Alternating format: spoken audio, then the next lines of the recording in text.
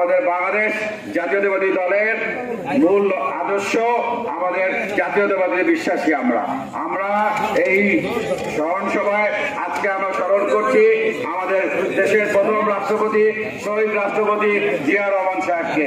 সেদিন 1971 সালের 26শে মার্চ আমাদের প্রান্তীয় নেতা স্বাধীনতা ঘোষণা না দিলে আজকে আমাদের দেশ আমরা পেতাম না। বাংলাদেশ সৃষ্টি করেছেন আমাদের নেতা জিয়া রহমান সাহেব। আমরা অনেক দেখেছি বিগত 17 বছরে আমাদের প্যাসিস্ট আওয়ামী লীগ সরকার এই ইতিহাস পরিবর্তন করে দিয়েছিল। তারা কি বলেছে? শেখ মুজিবুর রহমান সাহেব অবদান, আসলে তাই নাই। ঘোষণা কে দিয়েছে? উনি তো সুন্দর জামা কাপড় পরে রেডি হয়েছিলেন, পাকিস্তানে চলে গেছেন, সুন্দরভাবে পাকিস্তানে কাটিয়েছেন। আর আমাদের নেতা জীবন বাজি রেখে আপনাদের সবাইকে নিয়ে এই অত্র এলাকার আমার বাবা যারা মুক্তিযোদ্ধা ছিলেন সবাই দেশের জন্য, এই দেশকে স্বাধীন করার জন্য জীবন বাজি রেখে যুদ্ধ লেগেছিলেন। তখন কোথায় ছিলেন? তো আজকের এই বাংলাদেশ আমাদের দলের প্রধান, আমাদের সাবেক রাষ্ট্রপতি, দেশের প্রথম রাষ্ট্রপতি জিয়া রহমান সাহেবের সবচেয়ে বড় অবদান। আপনারাই দেখলেন এই হাসিনা পরিবার, শেখ পরিবারকে কিভাবে দেশ থেকে পালিয়ে যেতে হলো। সম্মানের মালিক আল্লাহ, উনি আপোষ করেন নাই, দেশের জন্য কোনো ব্যাপারে আপোষ করেন নাই।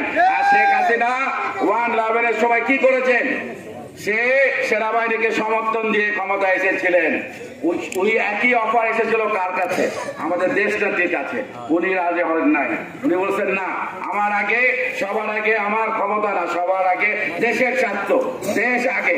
কিন্তু হাসিনা দেশের স্বার্থের কথা চিন্তা না করে ক্ষমতা পাওয়ার জন্য উনি তখন সেনাবাহিনীকে সমর্থন নিয়ে সরকার গঠন করলো এবং পরবর্তীতে 3টা নির্বাচন, নামে মাত্র নির্বাচন করে আমাদের দলের হাজার হাজার নেতা কর্মীর উপরে অত্যাচার নির্যাতন চালিয়েছে এবং অনেক নেতা কর্মীকে গুম করে রেখেছে। এখনো অনেককে আমরা খুঁজে পাই না। তো সবচেয়ে বড় জিনিস হলো এই সামনে আমাদের যে নির্বাচন, সেই নির্বাচনের জন্য আমাদেরকে একত্রিত থাকতে হবে। আমরা সবচেয়ে তারুণ্যের প্রতীক এবং তারুণ্যের যারা আমাদের প্রথম ভোট, সেদিকে খেয়াল রাখবো। আর সবচেয়ে বড় জিনিস হলো আমাদের এই উপদেষ্টা সাহেবরা যারা আছেন, আমাদের প্রধান উপদেষ্টা এবং তার পরিষদ বিগত কয়েক মাস ধরে টাল বাহানা করছিলেন। পরবর্তীতে উনি ঘোষণা দিয়েছেন, কিন্তু এখনো ইসি একটা রোড ম্যাপ দিয়েছে অনেক কিছুর পরে। কিন্তু আমি আপনাদেরকে বলবো এই ষড়যন্ত্র এখনো শেষ হয় নাই। আপনার জেপি রানা হোসেন মঞ্জু সাহেব, ইনু সাহেব, রাশেদ খান সাহেব, এদের জন্যই কিন্তু আওয়ামী লীগ সরকার আমাদের উপর অত্যাচার চালিয়েছে। অন্যতম দোষর কারা? এই জেপি, ইনু, তারপর রাশেদ খান বেনন।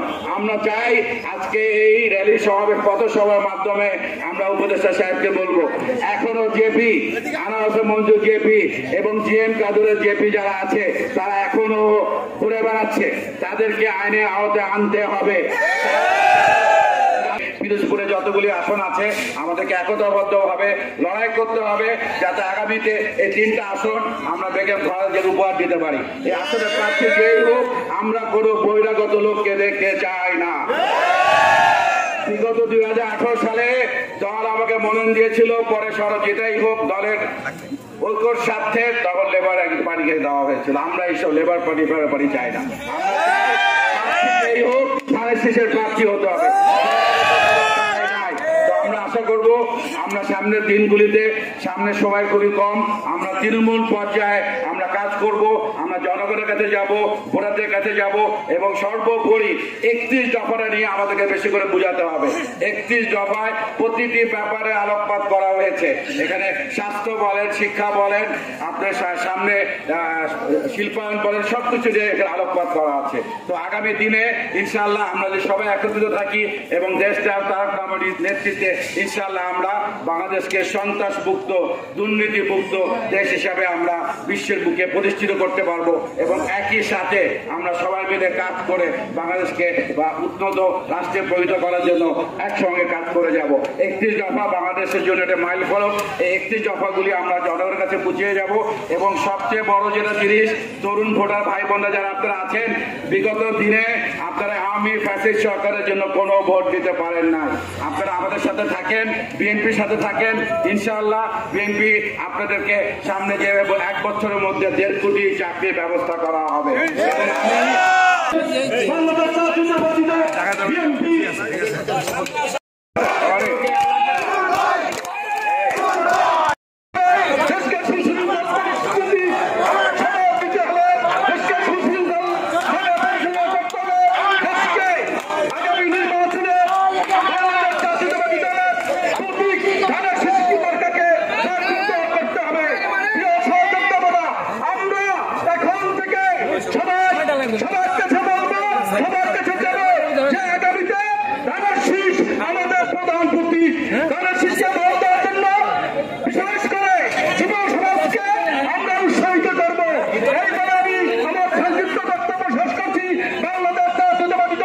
জিন্দাবাদ।